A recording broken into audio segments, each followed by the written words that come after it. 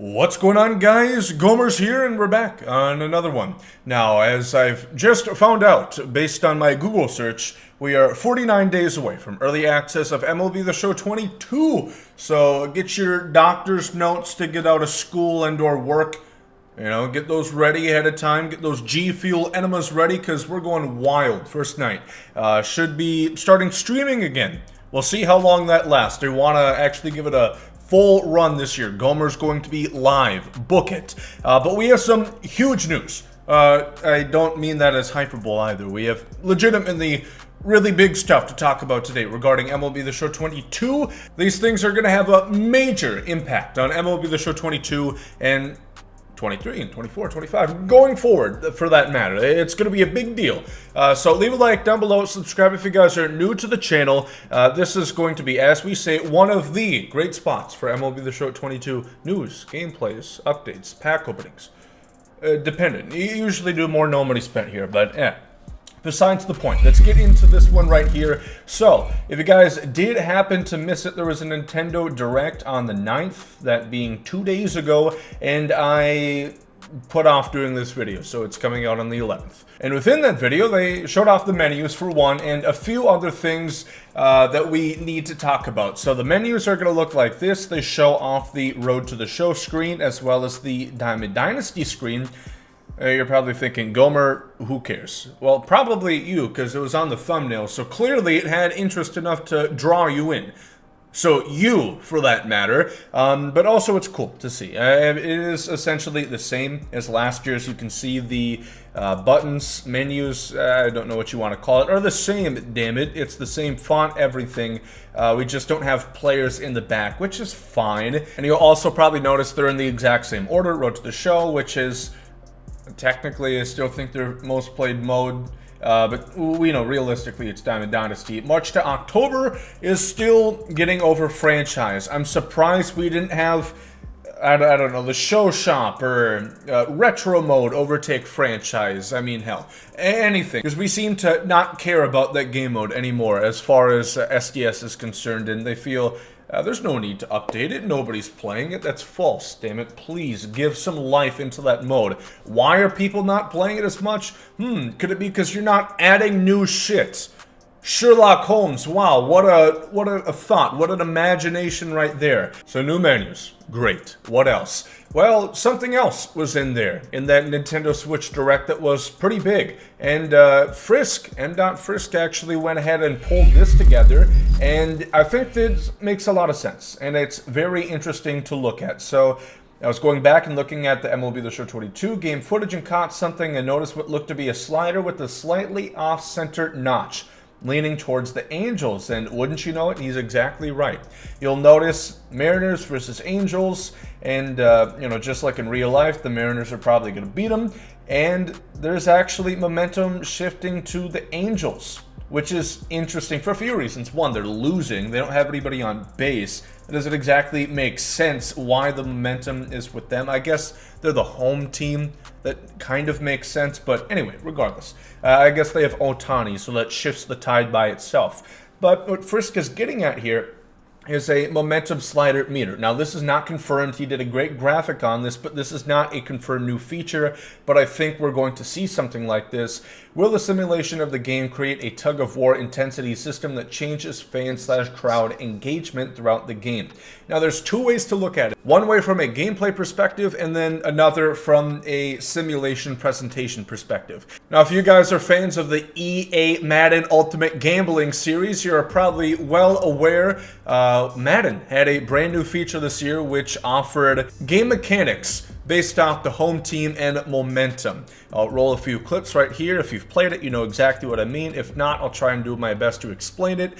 The home team is going to have a initial margin over the away team, which makes sense because, you know, unless you're, the Chargers, I guess you're probably going to have more home fans than the away team, right? So you're naturally going to have an advantage, and this, especially on offline gameplay, I know online, I haven't played Madden 22, but from what I've heard, it shifts not quite as much, but there are different mechanics, such as you might not be able to see a route. It might disappear, it might be shaky, kind of like you saw in the old NCAA games. And there's speculation that this could be what that is, where we're going to have variances in gameplay based off where the momentum is shifting.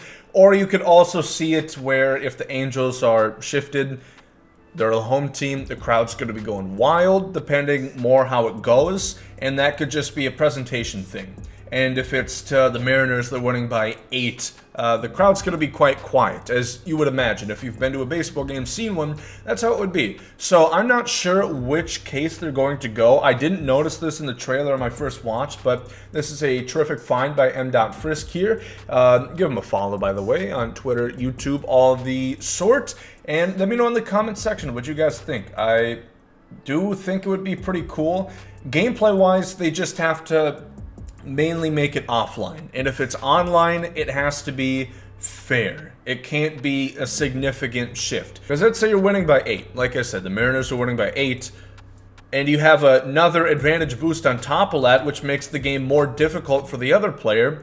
That would just lead them to quit. There's no point of trying to stick out for a possible comeback, right? So it is interesting, and I do hope that they do something pretty cool with that. So that is part of the Nintendo Direct, of course. Another thing I want to talk about here is Robert Manfred. This is a big one. Went ahead and announced yesterday in a presser that amongst a few rule changes and some optimism that the season is going to start on time, the universal DH is into effect. It is going to no longer see pitchers batting in the National League. It is going to be a designated hitter in both leagues, and that is nearly guaranteed to be within Diamond Dynasty, and that is nearly guaranteed to be in Diamond Dynasty because every rule change, we saw it with the 3-batter minimum, and we also saw it with the extra innings, runner on second base rule as well, has been played into Diamond Dynasty. So the designated hitter should also be coming into play. Here's just custom leagues where you can see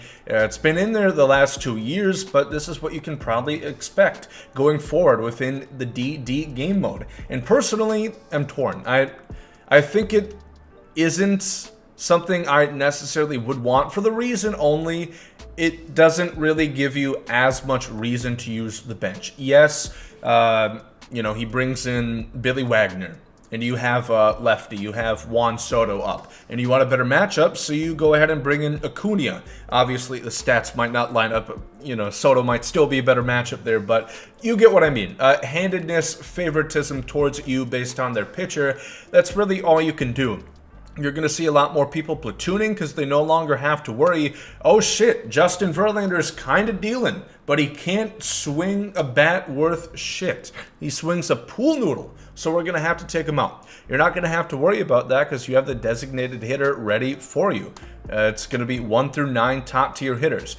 On the flip side, it is also good because you are now going to see another spot for a guy like a Prince Fielder or just anybody that isn't quite good enough to make your starting 8 position players. So let me know in the comment section, again, what you guys think about that. I think it is very interesting, and I'm very curious to see just the general thoughts of you guys, if you are fans of it or not. This is another big one on Ben Verlander's podcast. He was talking to our favorite guy, Ramon Russell, and he went ahead and spoiled that, well, not spoiled, I'm pretty sure he planned on saying it, that two-way players are going to be in the game as they should be. So Shohei Ohtani, you're going to be able to use them both as a batter and a pitcher. There's no workarounds. It is just going to work. Or so they say. We're going to have to see exactly how it works, but I'm very happy with this. Obviously, we don't have too many two-way players. Shohei Ohtani. Then you'll have guys like Michael Lorenzen. Brennan McKay, he's on the come-up for my Rays. It's just natural, I think, that we're going to start seeing a few more two-way players. I don't think anybody in the near future is going to get up to the Ohtani level, but it's going to be fun, and hopefully it allows for more integration for, we don't have Ricky and Keel anymore, but that could have been fun. Maybe they bring him back for this special occasion. So two-way players are going to be in MLB 22 as they should be. Now, I did want to get a full look at gameplay here. Again, in the Nintendo Direct, they went ahead and showed gameplay, albeit it is Nintendo Switch gameplay, obviously. I think that's very important to note, and I saw a lot of people bitching, oh my god, this game looks terrible. Well, it's on a the equivalent of an Etch-a-Sketch, you know? Something that's going to play 720p. No, the textures are not going to be as crisp. No, you're not going to get 60 FPS. It's something that's going to be great to play on the go. And honestly, if you've played a Nintendo Switch or anything on a mobile device, you realize 720p is just fine because your eyes can't even perceive that much when you have the game right here. Obviously 1080 or higher would be great, but 720 is not as bad as it might sound. It's not like you're living in the Stone Age, your YouTube video's buffering, and it's like 8 large pixels on the screen. But FPS is going to be an issue, and crossplay is also going to be something very interesting to see, because I just can't imagine it is going to be any fun if you're playing on the Nintendo Switch. There's the scoreboard again, by the way, as you can see in all of its glory. I think it looks good, by the way. Obviously, it's updated. But I just don't see how that would be fair. Taking a Switch player, especially if they're in handheld mode. That shit is tough. And I'm playing here on a, 120 refresh rate monitor on a PS5. It just doesn't seem good. So if you do play on the Switch, if for some reason you have the itch, the ideology to play online, just switch the cross-play off, because you're not going to want it on. But it's going to be great for cross-progression, playing in the car, that sort of thing. So, not if you're driving. I wouldn't recommend that per se. Not even Conquest games. I know they're boring, but probably look on the road. But yeah, here's a little bit more gameplay. As you can see, this is the most that we've gotten. You know, they show more gameplay here than they did the gameplay trailer. And again, it doesn't look too crisp. One, it's a YouTube video at 1080p, and it's also re-uploaded by me right here, and then it's on the Switch again. So those are things to take into account. But yeah, a lot of big stuff coming into MLB The Show 22 that we learned within the last few days that I wanted to let you guys know. But what we could tell, I did want to mention this. The game engine does look largely the same, and you shouldn't expect a massive shift to gameplay, being as if it's still on last generation and now the Nintendo Switch.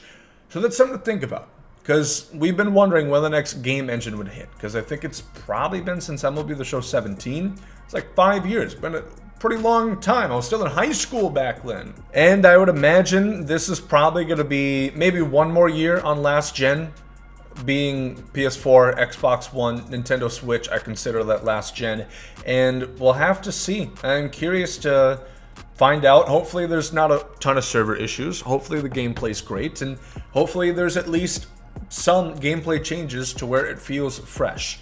That's what we're hoping for. So again, let me know in the comment section. We talked about a lot. DH, potential momentum system within this game, maybe like Madden did it this year in Madden 22, and 2A players, and we saw gameplay for the first time as well. So again, leave a like if you guys enjoy, subscribe if you guys are new to the channel. Thank you for watching. Hope you guys have a great day. There comes out, yeet.